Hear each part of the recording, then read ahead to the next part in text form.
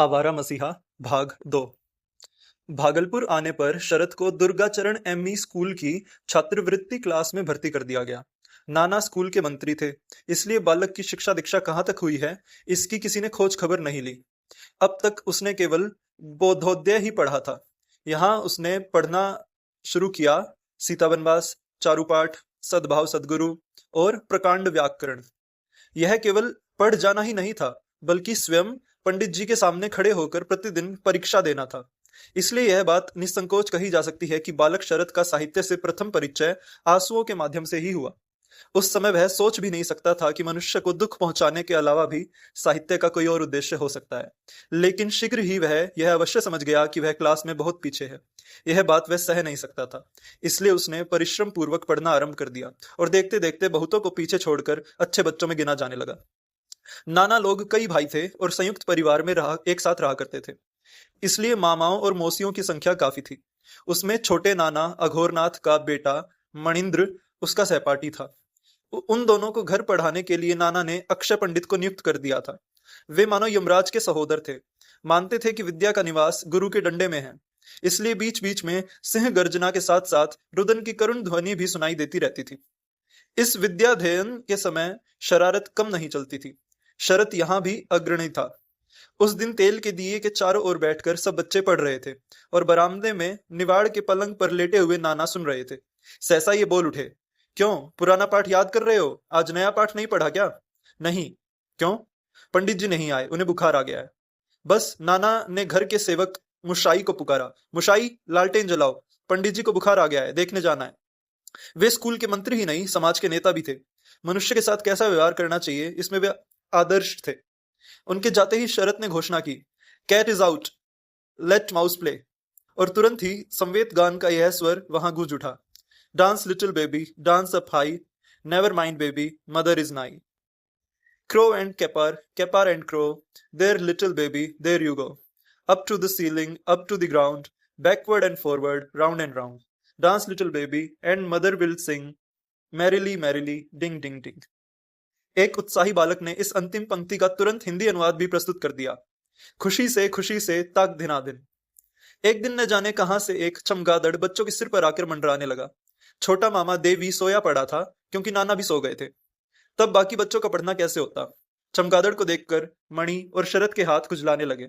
लाठियां लेकर वे उसे पकड़ने दौड़े। फिर जो युद्ध मचा, उसमें चमगादड़ तो जंगले में से होकर निकल गया, लेकिन लाठी दीवे में जा लगी। चादर पर तेल फैलता हुआ वह बुझकर गिर पड़ा। चादर पर तेल फैलाता हुआ वह बुझकर गिर पड़ा। यह देखकर मणि और शरद दोनों चुपचाप वहां से पलायन कर गए। नाना की आंख खुल गई, देखा घोर अंधकार फैला है। पुकार उठे, मुशाई मुशाई। बाती क्यों बुझ गया? दिया सलाई जलाकर मुशाई ने देखा कि वहां न तो मणि है और न शरद, केवल देवी गहरी नींद में सोया है। बोला, मणि और शरद तो खाना खाने गए हैं, देवी ने बत्ती गिरा दी है। इस अपराध की कोई क्षमा नहीं थी। केदारनाथ ने देवी का कान पकड़कर उठाया और मुशाई से कहा, इसे ले जाकर अस्तबल में बंद कर दो। अगले दिन मामा को प्रसन्न करने के लिए गहरी रिश्वत देनी पड़ी, लेकिन देवी पर मां सरस्वती की कृपा थी। शरद के बड़े मामा ठाकुरदास सभी बच्चों की शिक्षा की देखभाल करते थे। वे गांगुली परिवार की कट्टरता और कठोरता के सच्चे प्रतिनिधि थे। उस दिन क्या हुआ, मोतीलाल बच्चों को लेकर गंगा किनारे घूम रहे थे कि अचानक ठाकुरदास आ निकले। उनकी दृष्टि में यह अक्षम्य अपराध था। उन्होंने बच्चों को तुरंत परीक्षा के लिए प्रस्तुत होने का आदेश दे दिया। किसी तरह मणि और शरद तो मुक्ति पा गए, लेकिन देवी ने जगन्नाथ शब्द का संधि विच्छेद किया, जगन्नाथ। इस अपराध का दंड पीठ पर चाबुक खाना ही नहीं था, अस्तबल में बंद होना भी था। परंतु शरद पर इन बातों का कोई असर नहीं होता था। यहां तक कि स्कूल में भी दुष्टता करने से वह नहीं चूकता था। अक्सर वहां की घड़ी समय से आगे चलने लगती। उसको ठीक करके चलाने का भार वैसे अक्षय पंडित पर था, लेकिन 2 घंटे खूब जमकर काम करने के बाद तंबाकू खाने की इच्छा हो जाना स्वाभाविक था। तब वे स्कूल के सेवक जगुआ की पानशाला में जा उपस्थित होते। इसी समय शरद की प्रेरणा से दूसरे छात्र उस घड़ी को 10 मिनट आगे कर देते। कई दिन तक जब उनकी चोरी नहीं पकड़ी गई तो साहस और बढ़ गया। वे घड़ी को आधा घंटा आगे करने लगे। इसके बाद कभी कभी वह 1 घंटा भी आगे हो जाती थी। उस दिन 3 का समय होने पर उसमें 4 बजे थे। अभिभावकों के मन में संदेह होने लगा, लेकिन पंडित जी ने उत्तर दिया, मैं स्वयं घड़ी की देखभाल करता हूं। उत्तर उन्होंने दे दिया, लेकिन शंका उनके मन में भी थी। इसलिए उन्होंने चुपचाप इस रहस्य का पता लगाने का प्रयत्न किया। एक दिन पानशाला से असमय ही लौट आए। क्या देखते हैं कि बच्चे एक दूसरे के कंधे पर चढ़कर घड़ी को आगे कर रहे हैं। बस वे गरज उठे और सब लड़के तो निमिष मात्र में वहां से भाग गए, लेकिन शरत भले लड़के का अभिनय करता हुआ बैठा रहा। पंडित जी यह कभी नहीं जान सके कि इस सारे नाटक का निदेशक वही था।